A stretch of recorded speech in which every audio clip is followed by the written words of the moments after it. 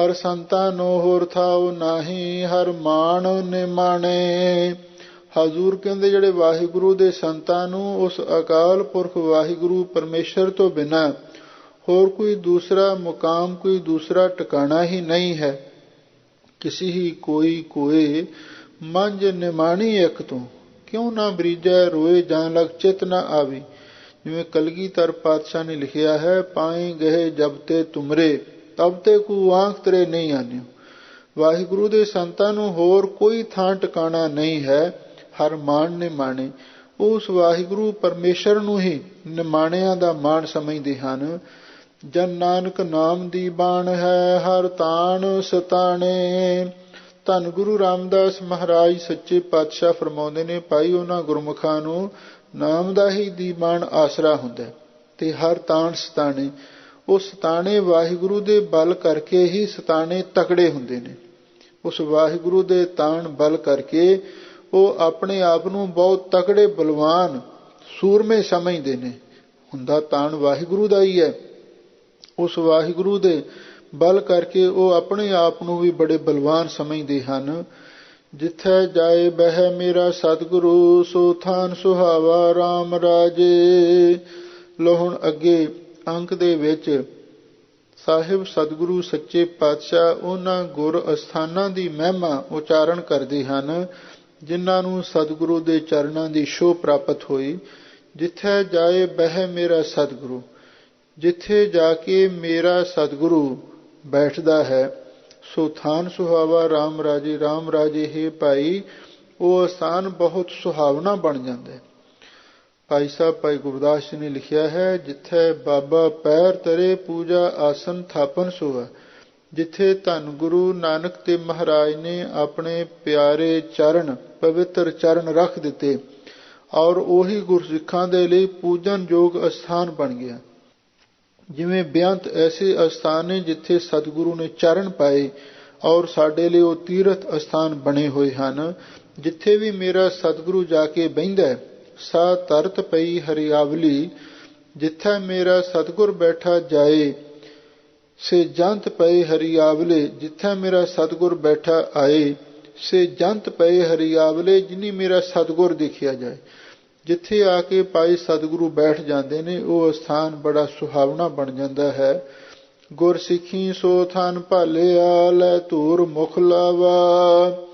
ਹਜ਼ੂਰ ਕਹਿੰਦੇ ਭਾਈ ਗੁਰਸਿੱਖਾਂ ਨੇ ਉਹ ਅਸਥਾਨ ਭਾਲ ਲਿਆ ਹੈ ਜਿੱਥੇ ਸਤਿਗੁਰੂ ਨੇ ਚਰਨ ਪਾਏ। ਕਿਉਂਕਿ ਕਈ ਅਸਥਾਨ ਐਸੇ ਨੇ ਜਿਹੜੇ ਪਹਿਲਾਂ ਗੁਪਤ ਸਨ ਤੇ ਸਮਾਂ ਪਾ ਕੇ ਹੌਲੀ ਹੌਲੀ ਉਹ ਪ੍ਰਗਟ ਹੋਏ। ਜਿਵੇਂ ਪੰਜਾਬ ਦੀ ਧਰਤੀ ਉੱਤੇ ਕਈ ਐਸੇ ਗੁਪਤ ਅਸਥਾਨ ਵੀ ਸਨ, ਜਿਵੇਂ ਗੁਰਦੁਆਰਾ ਮੰਜੀ ਸਾਹਿਬ ਆਲਮਗੀਰ ਲੁਧਿਆਣੇ ਨੇੜੇ ਅਸਥਾਨ ਹੈ, ਪਹਿਲਾਂ ਗੁਪਤ ਹੀ ਸੀ, ਥੋੜਾ ਸਮਾਂ ਹੋਇਆ ਉਹ ਪ੍ਰਗਟ ਹੋਇਆ। ਇਸੇ ਤਰ੍ਹਾਂ ਉਹਦੇ ਨੇੜੇ ਗੁਰਦੁਆਰਾ ਫਲਾਈ ਸਾਹਿਬ ਹੈ, ਉੱਥੇ ਵੀ ਕਲਗੀਧਰ ਪਾਤਸ਼ਾਹ ਨੇ ਫਲਾਈ ਦੇ ਦਰਖਤ ਨਾਲ ਘੋੜਾ ਬੰਨਿਆ ਸੀ ਔਰ ਉਹ ਸਥਾਨ ਵੀ ਬਾਅਦ ਵਿੱਚ ਹੀ ਪ੍ਰਗਟ ਹੋਇਆ। ਬੇਅੰਤ ਐਸੇ ਹੋਰ ਵੀ ਅਸਥਾਨ ਨੇ, ਇਤਿਹਾਸਕ ਅਸਥਾਨ, ਜਿਹੜੇ ਸਮਾਂ ਪਾ ਕੇ ਪਿੱਛੋਂ ਪ੍ਰਗਟ ਹੁੰਦੇ ਹਨ। ਲੋ ਹਜ਼ੂਰ ਕਹਿੰਦੇ ਨੇ, ਗੁਰਸਿੱਖੀ ਸੋ ਥਾਨ ਭਾਲਿਆ, ਵੀ ਜਿਹੜੇ ਗੁਰੂ ਦੇ ਸਿੱਖ ਨੇ ਔਰ ਉਹਨਾਂ ਨੇ ਉਹ ਅਸਥਾਨ ਨੂੰ ਭਾਲਿਆ। ਲੈ ਧੂਰ ਮੁਖ ਲਾਵਾ, ਤੇ ਉਸ ਅਸਥਾਨ ਦੀ ਧੂੜੀ ਨੂੰ ਲੈ ਕੇ ਉਹਨਾਂ ਨੇ ਮੁਖ ਮੱਥੇ ਤੇ ਲਾਇਆ ਤੇ ਆਪਣੇ ਧੰਨ ਭਾਗ ਸਮਝੇ। ਇਸੇ ਤਰ੍ਹਾਂ ਹੁਣ ਜਿਵੇਂ ਸ਼੍ਰੀ ਹੇਮਕੁੰਟ ਸਾਹਿਬ ਅਸਥਾਨ ਹੈ, ਇਹ ਕਲਗੀਧਰ ਪਾਤਸ਼ਾਹ ਦਾ ਤਪ ਅਸਥਾਨ ਹੈ, ਜਿੱਥੇ ਬਾਰੇ ਸਤਿਗੁਰੂ ਮਹਾਰਾਜ ਨੇ ਸਪਸ਼ਟ ਸੰਕੇਤ ਦਿੱਤੇ ਨੇ ਆਪਣੀ ਬਾਣੀ ਦੇ ਵਿੱਚ। ਹੇਮਕੁੰਡ ਪਰਬਤ ਹੈ ਜਹਾਂ, ਸਪਤ ਸਿੰਘ ਸੋਬਤ ਹੈ ਤਹਾਂ, ਪੰਡ ਰਾਜ ਜਾਂ ਜੋ ਕਮਾਵਾ। ਔਰ ਉਹ ਸਾਰੀਆਂ ਨਿਸ਼ਾਨੀਆਂ ਗੁਰੂ ਮਹਾਰਾਜ ਨੇ ਲਿਖੀਆਂ ਨੇ ਤੇ ਉਹ ਗੁਰਸਿੱਖਾਂ ਨੇ ਪਾਈ ਉਹ ਸਥਾਨ ਭਾਲ ਲਿਆ ਹੈ। ਹੋਰ ਵੀ ਕਈ ਅਸਥਾਨ ਨੇ ਜਿਹੜੇ ਗੁਰਸਿੱਖਾਂ ਨੇ ਭਾਲੇ ਨੇ। ਹਜ਼ੂਰ ਕਹਿੰਦੇ ਨੇ, ਜਿੱਥੇ ਮੇਰਾ ਸਤਿਗੁਰੂ ਜਾ ਕੇ ਬੈਠਦਾ ਹੈ ਔਰ ਉਹ ਕਿਸੇ ਨਾ ਕਿਸੇ ਬਹਾਨੇ ਉਹ ਸਥਾਨ ਪ੍ਰਗਟ ਹੁੰਦੇ ਨੇ, ਗੁਰਸਿੱਖਾਂ ਨੇ ਉਹ ਸਥਾਨ ਨੂੰ ਭਾਲ ਲਿਆ ਤੇ ਉਸ ਦੀ ਧੂੜੀ ਨੂੰ ਲੈ ਕੇ ਮੁੱਖ ਮਸਤਕ ਤੇ ਲਾਇਆ। ਗੁਰਸਿੱਖਾਂ ਕੀ ਕਾਲ ਥਾਂ ਪਈ, ਜਿਨ ਹਰ ਨਾਮ ਤੇ ਆਵਾ। ਉਹਨਾਂ ਗੁਰਸਿੱਖਾਂ ਦੀ ਕੀਤੀ ਕਾਲ ਕਮਾਈ ਥਾਂ ਪੈ ਗਈ ਜਿਨ੍ਹਾਂ ਨੇ ਵਾਹਿਗੁਰੂ ਦੇ ਨਾਮ ਨੂੰ ਧਿਆਇਆ। ਭਾਵ ਨਾਮ ਜਪਣ ਵਾਲਿਆਂ ਦੀ ਘਾਲਣਾ ਥਾਂ ਪੈਂਦੀ ਹੈ ਤੇ ਜਿਹੜੇ ਨਾਮ ਨਹੀਂ ਜਪਦੇ ਤੇ ਉਹਨਾਂ ਦੀ ਕੀਤੀ ਕਾਲ ਕਮਾਈ ਥਾਂ ਨਹੀਂ ਪੈ ਸਕਦੀ। ਜਿਨ ਨਾਨਕ ਸਤਿਗੁਰ ਪੂਜਿਆ ਤਿਨ ਹਰ ਪੂਜ ਕਰਾਵਾ। ਧੰਨ ਗੁਰੂ ਰਾਮਦਾਸ ਮਹਾਰਾਜ ਸੱਚੇ ਪਾਤਸ਼ਾਹ ਫਰਮਾਉਂਦੇ ਨੇ, ਭਾਈ ਜਿਨ੍ਹਾਂ ਨੇ ਸੱਚੇ ਸਤਿਗੁਰੂ ਨੂੰ ਪੂਜਿਆ ਹੈ ਤਿਨ ਹਰ ਪੂਜ ਕਰਾਵਾ। ਫਿਰ ਉਹਨਾਂ ਦੀ ਪੂਜਾ ਭਾਈ ਵਾਹਿਗੁਰੂ ਪਰਮੇਸ਼ਰ ਕਰਵਾਉਂਦਾ ਹੈ। ਭਾਵ ਜਿੰਨਾ ਕੋਈ ਸਤਿਗੁਰੂ ਦਾ ਸਤਿਕਾਰ ਕਰੇ ਵੀ ਓਨਾ ਹੀ ਸੰਗਤਾਂ ਉਹਦਾ ਸਤਿਕਾਰ ਕਰਦੀਆਂ ਨੇ। ਇਹ ਗੱਲ ਬੜੀ ਸਪਸ਼ਟ ਹੈ। ਦੱਸਦੇ ਨੇ ਇੱਕ ਵਾਰੀ ਭਾਈ ਮਰਦਾਨੇ ਦੇ ਮਨ ਦੇ ਵਿੱਚ ਖਿਆਲ ਹੋਇਆ ਬਈ ਜਿੱਥੇ ਵੀ ਮੈਂ ਗੁਰੂ ਮਹਾਰਾਜ ਦੇ ਨਾਲ ਜਾਂਦਾ ਹਾਂ ਉੱਥੇ ਗੁਰੂ ਮਹਾਰਾਜ ਸੱਚੇ ਪਾਤਸ਼ਾਹ ਦਾ ਸਨਮਾਨ ਹੁੰਦਾ ਹੈ ਔਰ ਇਹਨਾਂ ਦੀ ਯਾਦਗਾਰ ਸਥਾਪਿਤ ਹੁੰਦੀ ਹੈ, ਗੁਰੂ ਕਾ ਸਥਾਨ ਧਰਮਸ਼ਾਲਾ ਬਣ ਜਾਂਦੀ ਹੈ ਤੇ ਮੈਂ ਇਹਨਾਂ ਦੇ ਨਾਲ ਰਹਿੰਦਾ ਹਾਂ, ਕੀਰਤਨ ਦੀ ਸੇਵਾ ਵੀ ਕਰਦਾ ਹਾਂ। ਹਰ ਥਾਂ ਇਹਨਾਂ ਦੀ ਪੂਜਾ ਹੁੰਦੀ ਪਰ ਮੇਰੀ ਪੂਜਾ ਨਹੀਂ ਹੁੰਦੀ। ਮਨ ਦੇ ਵਿੱਚ ਫੁਰਨਾ ਹੋ ਗਿਆ ਬਈ ਮੇਰੀ ਵੀ ਪੂਜਾ ਹੋਣੀ ਚਾਹੀਦੀ ਹੈ। ਸਾਹਿਬ ਸਤਿਗੁਰੂ ਸੱਚੇ ਪਾਤਸ਼ਾਹ ਹਰ ਅੰਤਰਜਾਮੀ ਸਭ ਬਿਦ ਜਾਣੈ ਤਾਂ ਕਿਸ ਪੈ ਆਖ ਸੁਣਾਈਐ। ਅੰਤਰਜਾਮੀ ਸਤਿਗੁਰੂ ਕਹਿਣ ਲੱਗੇ, ਭਾਈ ਮਰਦਾਨਿਆ ਕੀ ਤੇਰੇ ਮਨ ਦੇ ਵਿੱਚ ਖਿਆਲ ਆ ਗਿਆ? ਅੱਛਾ ਕੋਈ ਗੱਲ ਨਹੀਂ, ਜੇ ਤੇਰੇ ਮਨ ਦੇ ਵਿੱਚ ਪੂਜਾ ਕਰਾਉਣ ਦਾ ਖਿਆਲ ਆ ਹੀ ਗਿਆ ਹੈ, ਚੱਲ ਅੱਗੇ ਨੇੜੇ ਸ਼ਹਿਰ ਆ ਰਿਹਾ ਹੈ ਤੇ ਉੱਥੇ ਤੇਰੀ ਵੀ ਪੂਜਾ ਕਰਵਾ ਦੇਵਾਂਗੇ। ਭਾਈ ਮਰਦਾਨਾ ਕਹਿਣ ਲੱਗਾ, ਚਲੋ ਮਹਾਰਾਜ ਜੀ ਤੇ ਮਨ ਦਾ ਸੁਭਾਵ ਹੈ, ਐਵੇਂ ਮਨ ਦੇ ਵਿੱਚ ਚੰਗੇ ਮਾੜੇ ਖਿਆਲ ਆਉਂਦੇ ਰਹਿੰਦੇ ਨੇ। ਪਰ ਸਤਿਗੁਰੂ ਨੇ ਸੋਚਿਆ ਵੀ ਇਹਦੇ ਮਨ ਦੇ ਵਿੱਚ ਇਹ ਖਿਆਲ ਆਇਆ ਹੈ, ਇਹ ਹੁਣ ਪੂਰਾ ਹੋਣਾ ਹੀ ਚਾਹੀਦਾ। ਸਾਹਿਬ ਸਤਿਗੁਰੂ ਸੱਚੇ ਪਾਤਸ਼ਾਹ ਅੱਗੇ ਕਿਸੇ ਨਗਰ ਦੇ ਨੇੜੇ ਚਲੇ ਗਏ। ਆਪ ਤੇ ਸਤਿਗੁਰੂ ਦਾ ਜਿਵੇਂ ਅਸੂਲ ਸੀ, ਨਗਰ ਤੋਂ ਬਾਹਰ ਕਿਸੇ ਥਾਂ ਬਿਰਛ ਦੇ ਹੇਠਾਂ ਆਸਣ ਲਾ ਕੇ ਬੈਠ ਗਏ ਤੇ ਭਾਈ ਮਰਦਾਨੇ ਨੂੰ ਸਤਿਗੁਰੂ ਮਹਾਰਾਜ ਨੇ ਭੇਜਿਆ ਵੀ ਤੂੰ ਜਾ ਇਸ ਨਗਰ ਦੇ ਵਿੱਚ ਅੰਨ ਪਾਣੀ ਛਕਿਆ। ਤੇ ਭਾਈ ਮਰਦਾਨਾ ਅੰਨ ਪਾਣੀ ਛਕਣ ਵਾਸਤੇ ਗਿਆ ਤੇ ਭਾਈ ਮਰਦਾਨੇ ਦਾ ਪ੍ਰਭਾਵ ਦੇਖ ਕੇ, ਸਾਧੂਆਂ ਵਾਲਾ ਲਿਬਾਸ ਦੇਖ ਕੇ ਲੋਕਾਂ ਦੇ ਮਨ ਦੇ ਵਿੱਚ ਆਪਣੇ ਆਪ ਹੀ ਭਾਵਨਾ ਪੈਦਾ ਹੋ ਗਈ। ਇਹ ਗੁਰੂ ਦਾ ਕੌਤਕ ਸੀ। ਤੇ ਉਹਨਾਂ ਨੇ ਭਾਈ ਮਰਦਾਨੇ ਨੂੰ ਇੱਕ ਬੜੇ ਉੱਚੇ ਅਸਥਾਨ ਤੇ ਥੜੇ ਤੇ ਬਿਠਾਇਆ ਪਲੰਗ ਦੇ ਉੱਤੇ, ਤੇ ਸਾਰੇ ਨਗਰ ਨਿਵਾਸੀ ਉਹਦੇ ਕੋਲ ਆ ਕੇ ਉਹਦੀ ਪੂਜਾ ਕਰਨ ਲੱਗੇ। ਕਿਸੇ ਨੇ ਮਾਇਆ ਭੇਟ ਕੀਤੀ, ਕਿਸੇ ਨੇ ਬਸਤਰ ਭੇਟਾ ਕੀਤੇ, ਕਿਸੇ ਨੇ ਫਲ ਲਿਆਂਦੇ, ਕਿਸੇ ਨੇ ਫੁੱਲ ਲਿਆਂਦੇ। ਗੱਲ ਕੀ ਚੀਜ਼ਾਂ ਵਸਤਾਂ ਦੇ ਬਹੁਤ ਵੱਡੇ ਵੱਡੇ ਢੇਰ ਲੱਗੇ, ਅੰਬਾਰ ਲੱਗੇ। ਭਾਈ ਮਰਦਾਨਾ ਬੜਾ ਖੁਸ਼ ਹੈ ਵੀ ਅੱਜ ਤੇ ਬੜੀ ਪੂਜਾ ਹੋਈ, ਬੜਾ ਆਨੰਦ ਬਣਿਆ। ਤੇ ਜਦੋਂ ਸ਼ਾਮ ਦਾ ਵਕਤ ਹੋਇਆ, ਭਾਈ ਮਰਦਾਨੇ ਦੇ ਮਨ ਦੇ ਵਿੱਚ ਖਿਆਲ ਆਇਆ ਵੀ ਮੈਨੂੰ ਤੇ ਬੜਾ ਸਮਾਂ ਹੋ ਗਿਆ ਗੁਰੂ ਮਹਾਰਾਜ ਦੇ ਕੋਲੋਂ ਆਇਆ ਨੂੰ, ਤੇ ਹੁਣ ਤੇ ਰਹਿਰਾ ਸਾਹਿਬ ਜੀ ਦਾ ਸੋਦਰ ਦੀ ਚੌਂਕੀ ਦਾ ਵਕਤ ਵੀ ਹੋ ਗਿਆ, ਮੈਨੂੰ ਜਾਣਾ ਚਾਹੀਦਾ। ਭਾਈ ਮਰਦਾਨਾ ਉੱਥੇ ਪਿੰਡ ਵਾਲਿਆਂ ਤੋਂ ਆਗਿਆ ਲੈ ਕੇ ਤੁਰਨ ਲੱਗਿਆ। ਉਹ ਕਹਿਣ ਲੱਗੇ, ਕਹਿੰਦੇ ਮਹਾਰਾਜ ਆਹ ਜੋ ਤੁਹਾਡੀ ਭੇਟਾ ਪੂਜਾ ਹੈ, ਮਾਇਆ ਹੈ, ਹੋਰ ਪਦਾਰਥ ਨੇ, ਇਹਨਾਂ ਦਾ ਕੀ ਕਰੀਏ?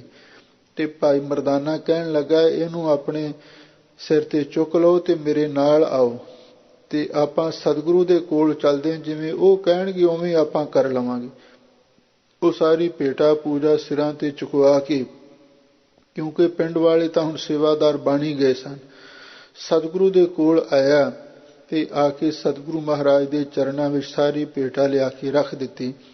ਤੇ ਸਤਿਗੁਰੂ ਕਹਿਣ ਲੱਗੇ, ਭਾਈ ਮਰਦਾਨਿਆ ਇਹ ਕੀ ਲੈ ਕੇ ਆਇਆ? ਕਹਿੰਦਾ ਮਹਾਰਾਜ ਇਹ ਭੇਟਾ ਪੂਜਾ ਦੀ ਸਾਰੀ ਸਮੱਗਰੀ ਹੈ। ਸਾਹਿਬ ਸਤਿਗੁਰੂ ਸੱਚੇ ਪਾਤਸ਼ਾਹ ਹੱਸ ਕੇ ਕਹਿਣ ਲੱਗੇ, ਓਏ ਆਪਾਂ ਤੇ ਮੁਸਾਫਰ ਹਾਂ, ਆਪਾਂ ਤੇ ਸੰਸਾਰ ਦੀ ਯਾਤਰਾ ਕਰਦੇ ਹਾਂ ਤੇ ਆਪਾਂ ਇਹਨਾਂ ਵਸਤਾਂ ਤੋਂ, ਇਹਨਾਂ ਪਦਾਰਥਾਂ ਤੋਂ ਕੀ ਲੈਣਾ ਹੈ? ਆਪਾਂ ਨੂੰ ਤੇ ਤਿਆਗ ਬਿਰਤੀ ਹੀ ਚੰਗੀ ਹੈ। ਇਸ ਲਈ ਆਪਾਂ ਨੂੰ ਤੇ ਠੀਕ ਹੈ, ਲੋੜ ਅਨੁਸਾਰ ਅੰਨ ਬਸਤਰ ਆਪਾਂ ਨੂੰ ਮਿਲ ਜਾਂਦੇ ਨੇ, ਹੋਰ ਆਪਾਂ ਮਾਇਆ ਤੋਂ, ਪਦਾਰਥਾਂ ਤੋਂ ਕੀ ਲੈਣਾ ਹੈ? ਭਾਈ ਮਰਦਾਨਾ ਕਹਿਣ ਲੱਗਾ, ਮਹਾਰਾਜ ਫਿਰ ਮੈਂ ਕੀ ਕਰਾਂ? ਕਹਿੰਦੇ ਗਰੀਬਾਂ ਨੂੰ ਵੰਡ ਦੇ। ਤੇ ਉਸ ਵੇਲੇ ਜਿੰਨੇ ਵੀ ਪਿੰਡ ਦੇ ਗਰੀਬ ਗੁਰਬੇ ਸਨ, ਉਹਨਾਂ ਸਾਰਿਆਂ ਨੂੰ ਭਾਈ ਮਰਦਾਨੇ ਨੇ ਉਹ ਮਾਇਆ ਵੀ, ਪਦਾਰਥ ਵੀ ਸਾਰੇ ਵੰਡ ਦਿੱਤੇ। ਕਿਉਂਕਿ ਸਤਿਗੁਰੂ ਮਹਾਰਾਜ ਨੇ ਆਖਿਆ ਸੀ ਵੀ ਗਰੀਬ ਸਿੱਖ ਦੀ ਸਹਾਇਤਾ ਕਰਨੀ ਚਾਹੀਦੀ। ਗਰੀਬ ਦਾ ਮੂੰਹ ਇਹ ਗੁਰੂ ਦੀ ਗੋਲਕ ਹੈ। ਭੁੱਖੇ ਨੂੰ ਖਵਾਓ ਤੇ ਬਸਤਰ ਦਿਓ, ਉਹਦਾ ਪੁੰਨ ਹੁੰਦਾ ਹੈ। ਜਿਹਦੇ ਕੋਲੇ ਪਹਿਲਾਂ ਹੀ ਕਿਸੇ ਗੱਲ ਦੀ ਕਮੀ ਨਹੀਂ, ਉਹਨੂੰ ਜਾ ਜਾ ਕੇ ਦੇ ਹੀ ਜਾਣਾ ਉਹਦਾ ਕੋਈ ਬਹੁਤਾ ਲਾਭ ਨਹੀਂ ਹੈ। ਇੱਥੇ ਹਜ਼ੂਰ ਕਹਿੰਦੇ ਨੇ, ਜਿਨ ਨਾਨਕ ਸਤਿਗੁਰ ਪੂਜਿਆ ਤਿਨ ਹਰ ਪੂਜ ਕਰਾਵਾ। ਵੀ ਜਿਨ੍ਹਾਂ ਨੇ ਸਤਿਗੁਰੂ ਦੀ ਪੂਜਾ ਕੀਤੀ, ਫਿਰ ਉਹਨਾਂ ਦੀ ਪੂਜਾ ਵਾਹਿਗੁਰੂ ਪਰਮੇਸ਼ਰ ਸੰਸਾਰ ਤੋਂ ਕਰਵਾਉਂਦਾ ਹੈ। ਇੱਕ ਵਾਰੀ ਸੱਚਖੰਡ ਵਾਸੀ ਪੰਥ ਰਤਨ ਸ਼੍ਰੀਮਾਨ ਸੰਤ ਗਿਆਨੀ ਗੁਰਬਚਨ ਸਿੰਘ ਜੀ ਖਾਲਸਾ ਪਿੰਡਰਾਂ ਵਾਲੇ ਮਹਾਂਪੁਰਖ ਕਲਕੱਤੇ ਗਏ, ਔਰ ਉੱਥੇ ਸੰਗਤਾਂ ਨੇ ਇੰਨਾ ਸਤਿਕਾਰ ਕੀਤਾ। ਬਹੁਤ ਸਾਰੇ ਟੈਕਸੀਆਂ ਵਾਲੇ ਸਿੰਘ ਉਹ ਟੈਕਸੀਆਂ ਲੈ ਕੇ ਹਾਵੜਾ ਸਟੇਸ਼ਨ ਤੇ ਪਹੁੰਚੇ, ਔਰ ਜਦੋਂ ਮਹਾਂਪੁਰਖ ਉਤਰੇ ਤੇ ਮਹਾਂਪੁਰਖਾਂ ਨੂੰ ਵੀ ਜਥੇ ਦੇ ਨਾਲ ਦੇ ਸਿੰਘਾਂ ਨੂੰ ਹਾਰਾਂ ਦੇ ਨਾਲ ਲੱਦ ਦਿੱਤਾ, ਤੇ ਫਿਰ ਬੇਨਤੀਆਂ ਕਰਕੇ ਬੈਂਡ ਵਾਜੇ ਵਜਾ ਕੇ ਤੇ ਉਹ ਕਾਰਾਂ ਤੇ ਬਿਠਾ ਕੇ ਤੇ ਉਹਨਾਂ ਨੂੰ ਗੁਰਦੁਆਰਾ ਜਗ ਸੁਧਾਰ ਕਾਲੀ ਘਾਟ ਵਿਖੇ ਲੈ ਕੇ ਆਏ। ਤੇ ਜਦੋਂ ਉੱਥੇ ਮਹਾਂਪੁਰਖ ਆਏ ਤੇ ਇੰਨੀ ਸੰਗਤ ਨਾਲ ਪਿਆਰ ਸ਼ਰਧਾ ਦੇ ਨਾਲ ਲੈ ਕੇ ਆਈ ਤੇ ਸਾਰੇ ਸਿੰਘ ਬਹੁਤ ਖੁਸ਼ ਨੇ। ਤੇ ਮਹਾਂਪੁਰਖਾਂ ਨੇ ਸਾਰੇ ਸਿੰਘਾਂ ਨੂੰ ਆਪਣੇ ਕੋਲ ਸੱਦਿਆ ਤੇ ਪੁੱਛਣ ਲੱਗੇ, ਪਤਾ ਤੁਹਾਨੂੰ ਵੀ ਇੰਨਾ ਸਤਿਕਾਰ ਕਿਉਂ ਹੋਇਆ? ਸਾਰੇ ਸਿੰਘ ਆਪੋ ਆਪਣੇ ਖਿਆਲਾਂ ਮੁਤਾਬਕ ਕਹਿਣ ਲੱਗੇ, ਮਹਾਰਾਜ ਵੀ ਇਹ ਤੁਹਾਡੇ ਕਰਕੇ ਹੈ, ਤੁਸੀਂ ਮਹਾਂਪੁਰਖ ਹੋ। ਮਹਾਂਪੁਰਖ ਕਹਿੰਦੇ, ਨਹੀਂ, ਤੁਹਾਨੂੰ ਭੁਲੇਖਾ ਹੈ। ਅਸਲੀ ਇਹ ਜਿਹੜਾ ਸਤਿਕਾਰ ਹੈ ਵੀ ਇਹ ਤੁਹਾਡੇ ਕੋਲੇ ਸਤਿਗੁਰੂ ਦਾ ਬਾਣਾ ਹੈ ਤੇ ਬਾਣੀ ਹੈ। ਇਹ ਗੁਰੂ ਦੇ ਬਖਸ਼ੇ ਬਾਣੀ ਦਾ ਸਤਿਕਾਰ ਹੈ। ਜਿਹੜੇ ਵੀ ਗੁਰਸਿੱਖ ਮਾਈ ਭਾਈ ਬਾਣੀ ਪੜ੍ਹਦੇ ਹੈ ਤੇ ਗੁਰੂ ਦਾ ਬਾਣਾ ਧਾਰਨ ਕਰਦੇ ਨੇ, ਗੁਰਸਿੱਖੀ ਮਾਰਗ ਤੇ ਚੱਲਦੇ ਨੇ, ਤੇ ਉਹਨਾਂ ਦਾ ਸੰਗਤਾਂ ਸਤਿਕਾਰ ਕਰਦੀਆਂ ਨੇ। ਇਹ ਸਤਿਕਾਰ ਆਪਣਾ ਨਾ ਸਮਝ ਲਿਓ, ਇਹ ਸਤਿਕਾਰ ਗੁਰੂ ਦਾ ਹੈ, ਗੁਰੂ ਦੀ ਬਾਣੀ ਦਾ ਹੈ, ਗੁਰੂ ਦੇ ਬਾਣੇ ਦਾ ਹੈ। ਇਸ ਲਈ ਜਿਹੜਾ ਵੀ ਸਤਿਗੁਰੂ ਨੂੰ ਪੂਜਦਾ, ਫਿਰ ਉਹਦੀ ਪੂਜਾ ਵਾਹਿਗੁਰੂ ਪਰਮੇਸ਼ਰ ਕਰਵਾਉਂਦਾ ਹੈ। ਜਿੰਨੇ ਮਹਾਂਪੁਰਖ ਸੰਸਾਰ ਦੇ ਵਿੱਚ ਹੋਏ ਨੇ, ਜਿਨ੍ਹਾਂ ਨੇ ਸਤਿਗੁਰੂ ਨੂੰ ਪੂਜਿਆ ਤੇ ਉਹਨਾਂ ਦੀ ਭਾਈ ਹੁਣ ਤੱਕ ਪੂਜਾ ਹੋ ਰਹੀ ਹੈ। ਗੁਰਸਿੱਖਾਂ ਮਨ ਹਰ ਪ੍ਰੀਤ ਹੈ, ਹਰ ਨਾਮ ਹਰ ਤੇਰੀ RAM ਰਾਜੇ। ਹਜ਼ੂਰ ਕਹਿੰਦੇ ਨੇ, ਹੇ ਵਾਹਿਗੁਰੂ ਜੀ, ਹੁਣ ਇੱਥੇ RAM ਰਾਜੇ ਵਾਹਿਗੁਰੂ ਪਰਮੇਸ਼ਰ ਨੂੰ ਸੰਬੋਧਨ ਕਰਕੇ ਵੀ ਟੁਕਦਾ ਹੈ। ਹੇ ਰਮੇ ਹੋਏ ਵਿਆਪਕ ਸਰੂਪ ਵਾਹਿਗੁਰੂ, ਦੀਨ ਦੁਨੀਆ ਦੇ ਪਾਤਸ਼ਾਹ, ਗੁਰਸਿੱਖਾਂ ਮਨ ਹਰ ਪ੍ਰੀਤ ਹੈ। ਗੁਰਸਿੱਖਾਂ ਦੇ ਮਨ ਦੇ ਵਿੱਚ ਵਾਹਿਗੁਰੂ ਦੇ ਨਾਮ ਦੀ ਪ੍ਰੀਤੀ ਹੈ। ਹਰ ਨਾਮ ਹਰ ਤੇਰੀ RAM ਰਾਜੇ। ਹੇ ਵਾਹਿਗੁਰੂ ਜੀ, ਉਹ ਕਿਸੇ ਹੋਰ ਦੇ ਨਾਮ ਦੀ ਨਹੀਂ, ਉਹ ਤੇਰੇ ਨਾਮ ਦੀ ਪ੍ਰੀਤ ਉਹਨਾਂ ਗੁਰਸਿੱਖਾਂ ਦੇ ਮਨ ਦੇ ਵਿੱਚ ਵਸੀ ਹੋਈ ਹੈ। ਕਰ ਸੇਵਹਿ ਪੂਰਾ ਸਤਿਗੁਰੂ, ਭੁਖ ਜਾਏ ਲਹਿ ਮੇਰੀ। ਉਹ ਗੁਰਮੁਖ ਪਿਆਰੇ ਕਰ ਸੇਵਹਿ ਪੂਰਾ ਸਤਿਗੁਰੂ। ਉਹ ਕਰਦਾ ਅਰਥ ਹੈ ਹੱਥਾਂ ਦੇ ਨਾਲ, ਉਹ ਪੂਰੇ ਸਤਿਗੁਰੂ ਦੀ ਸੇਵਾ ਕਰਦੇ ਨੇ। ਕਿਉਂਕਿ ਭਾਈ ਗੁਰਦਾਸ ਜੀ ਦਾ ਬਚਨ ਹੈ, ਬਿਨ ਸੇਵਾ ਤਿਰਗ ਹੱਥ ਪੈਰ ਹੋ ਨਹੀਂ ਫਲ ਕਰਨੀ। ਜੇ ਹੱਥਾਂ ਨਾਲ ਸੇਵਾ ਨਹੀਂ, ਹੱਥਾਂ ਦੀ ਸਫਲਤਾ ਨਹੀਂ ਹੋ ਸਕਦੀ। ਕਲਗੀਧਰ ਪਾਤਸ਼ਾਹ ਦੇ ਸਮੇਂ ਅਨੰਦਪੁਰ ਸਾਹਿਬ ਦੇ ਵਿੱਚ ਇੱਕ ਕਿਸੇ ਸ਼ਾਹੂਕਾਰ ਦਾ ਮੁੰਡਾ ਪਾਣੀ ਦਾ ਕਟੋਰਾ ਭਰ ਕੇ ਲਿਆਇਆ ਤੇ ਗੁਰੂ ਮਹਾਰਾਜ ਨੇ ਉਹਦੇ ਸੋਲ ਹੱਥਾਂ ਵੱਲ ਤੱਕਿਆ, ਪੁੱਛਿਆ, ਭਾਈ ਕਦੇ ਸੇਵਾ ਵੀ ਕੀਤੀ ਹੈ? ਕਹਿੰਦਾ, ਨਹੀਂ ਮਹਾਰਾਜ, ਪਹਿਲੇ ਦਿਨ ਤੁਹਾਨੂੰ ਜਲ ਦਾ ਕਟੋਰਾ ਲਿਆ ਕੇ ਦਿੱਤਾ। ਤੇ ਗੁਰੂ ਮਹਾਰਾਜ ਨੇ ਉਹ ਪਾਣੀ ਦਾ ਕਟੋਰਾ ਡੋਲ ਦਿੱਤਾ। ਕਹਿਣ ਲੱਗੇ, ਤੂੰ ਆਪਣੀ ਅਮੀਰੀ ਦੇ ਹੰਕਾਰ ਦੇ ਵਿੱਚ ਫਸਿਆ ਹੋਇਆ ਸੇਵਾ ਨਹੀਂ ਕੀਤੀ, ਤੇਰੇ ਹੱਥ ਅਪਵਿੱਤਰ ਨੇ, ਤੇਰੇ ਹੱਥਾਂ ਦਾ ਅਸੀਂ ਜਲ ਨਹੀਂ ਪੀ ਸਕਦੇ। ਤੇ ਜਿਹੜੇ ਭਾਈ ਹੱਥਾਂ ਨਾਲ ਸੇਵਾ ਕਰਦੇ ਹਨ, ਉਹਨਾਂ ਦੇ ਹੱਥ ਪਵਿੱਤਰ ਹੁੰਦੇ ਹੈ। ਕਰ ਸੇਵਾ ਪੂਰਾ ਸਤਿਗੁਰੂ। ਗੁਰਸਿੱਖ ਮਾਈ ਭਾਈ ਆਪਣੇ ਹੱਥਾਂ ਨਾਲ ਪੂਰੇ ਸਤਿਗੁਰੂ ਦੀ ਸੇਵਾ ਕਰਦੇ ਹਨ।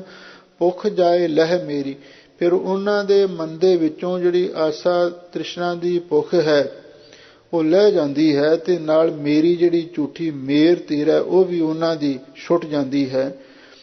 ਅਥਵਾ ਕਰ ਸੇਵਾ ਪੂਰਾ ਸਤਿਗੁਰੂ। ਕਈ ਵਿਦਵਾਨਾਂ ਨੇ ਇੱਥੇ ਵੀ ਉਹ ਕਰ ਦੇ ਨਾਲ ਵੀ ਉੱਤੋਂ ਲਿਆ ਵੀ ਪ੍ਰੀਤੀ ਕਰਕੇ ਗੁਰਸਿੱਖ ਪੂਰੇ ਸਤਿਗੁਰੂ ਦੀ ਸੇਵਾ ਕਰਦੇ ਨੇ, ਪਰ ਉਹ ਪ੍ਰੀਤੀ ਸ਼ਬਦ ਉੱਪਰੋਂ ਲਿਆ ਹੈ। ਤੇ ਜਿਸ ਦਾ ਸਦਕਾ ਉਹਨਾਂ ਦੀ ਆਸਾ ਤ੍ਰਿਸ਼ਨਾ ਦੀ ਭੁੱਖ ਵੀ ਲੈ ਜਾਂਦੀ ਤੇ ਮੈਂ ਮੇਰੀ ਵੀ ਦੂਰ ਹੋ ਜਾਂਦੀ ਹੈ। ਗੁਰਸਿੱਖਾਂ ਕੀ ਭੁੱਖ ਸਭ ਗਈ, ਤਨ ਪਿੱਛੇ ਹੋਰ ਖਾਏ ਕਨੇਰੀ। ਹਜ਼ੂਰ ਕਹਿੰਦੇ, ਭਾਈ ਉਹਨਾਂ ਗੁਰਸਿੱਖਾਂ ਦੀ ਸਾਰੀ ਭੁੱਖ ਚਲੀ ਗਈ, ਤਿੰਨ ਭੁੱਖਾਂ ਸਭ ਗਵਾਈਆਂ। ਤਿੰਨ ਪਿੱਛੇ ਹੋਰ ਖਾਏ ਕਨੇਰੀ, ਬਲਕਿ ਉਹ ਤਾਂ ਦਾਤੇ ਬਣ ਗਏ। ਉਹਨਾਂ ਮਹਾਂਪੁਰਖਾਂ ਦੇ ਗੁਰਸਿੱਖਾਂ ਦੇ ਪਿੱਛੇ ਹੋਰ ਬਹੁਤੀ ਸ੍ਰਿਸ਼ਟੀ ਖਾਣ ਲੱਗ ਜਾਂਦੀ ਹੈ। ਇਹਦਾ ਮਤਲਬ ਇਹ ਹੈ ਜਿਹੜੇ ਮਹਾਂਪੁਰਖ ਗੁਰੂ ਦੀ ਸੇਵਾ ਕਰਦੇ ਹਨ ਜਾਂ ਵਾਹਿਗੁਰੂ ਦੀ ਭਗਤੀ ਕਰਦੇ ਹਨ, ਉਹਨਾਂ ਦੀਆਂ ਆਪਣੀਆਂ ਭੁੱਖਾਂ ਤੇ ਦੂਰ ਹੋ ਹੀ ਜਾਂਦੀਆਂ ਨੇ, ਤੇ ਜਿਹੜੇ ਉਹਨਾਂ ਦੇ ਸੇਵਾਦਾਰ ਹੁੰਦੇ ਨੇ ਫਿਰ ਉਹਨਾਂ ਦੀਆਂ ਵੀ ਭੁੱਖਾਂ ਦੂਰ ਕਰ ਦਿੰਦੇ ਨੇ। ਜਿਹੜਾ ਕੁਛ ਚਾਹੁੰਦੇ ਨੇ ਉਹੀ ਕੁਛ ਉਹਨਾਂ ਨੂੰ ਦੇ ਹੀ ਜਾਂਦੇ ਨੇ। ਇਹ ਉਹਨਾਂ ਮਹਾਂਪੁਰਖਾਂ ਦਾ ਬੜਾ ਉਦਾਰ ਸੁਭਾਵ ਹੁੰਦਾ ਹੈ। ਜਿਹੜਾ ਵੀ ਕੋਈ ਆ ਕੇ ਮੰਗ ਲਵੇ ਉਹੀ ਚੀਜ਼ ਉਹਨਾਂ ਨੂੰ ਦੇ ਦਿੰਦੇ ਨੇ। ਇਹ ਮਹਾਂਪੁਰਖਾਂ ਦਾ ਸੁਭਾਵ ਹੁੰਦਾ ਹੈ। ਜਨ ਨਾਨਕ ਹਰ ਪੁੰਨ ਬੀਜਿਆ, ਫਿਰ ਤੋਟ ਨਾ ਆਵੇ ਹਰ ਪੁੰਨ ਕੇਰੀ। ਧੰਨ ਗੁਰੂ ਰਾਮਦਾਸ ਮਹਾਰਾਜ ਸੱਚੇ ਪਾਤਸ਼ਾਹ ਫਰਮਾਉਂਦੇ ਨੇ, ਉਹਨਾਂ ਗੁਰਸਿੱਖਾਂ ਨੇ ਵਾਹਿਗੁਰੂ ਦੇ ਨਾਮ ਦਾ ਪੁੰਨ ਰੂਪੀ ਬੀਜ ਬੀਜਿਆ, ਫਿਰ ਤੋਟ ਨਾ ਆਵੇ ਹਰ ਪੁੰਨ ਕੇਰੀ। ਫਿਰ ਜਿਹੜਾ ਉਹਨਾਂ ਨੇ ਵਾਹਿਗੁਰੂ ਦੇ ਨਾਮ ਦਾ ਪਵਿੱਤਰ ਬੀਜ ਬੀਜਿਆ ਹੈ ਵੀ ਉਹਦੇ ਫਲ ਦੀ ਕਦੇ ਤੋਟ ਆਉਂਦੀ ਹੀ ਨਹੀਂ, ਕਿਉਂਕਿ ਸਤਿਗੁਰੂ ਦੇ ਬਚਨ ਹੈ, ਇਹੋ ਤਨ ਅਖੁੱਟ ਨਾ ਨਖੁੱਟੈ ਨਾ ਜਾਏ, ਪੂਰਾ ਸਤਿਗੁਰ ਦੀਆ ਦਿਖਾਏ। ਖਾਵੈ ਹੈ ਖਰਚਾ ਰਲ ਮਿਲ ਪਾਈ, ਤੋਟ ਨਾ ਆਵੇ ਵੱਧਦੋ ਜਾਈ।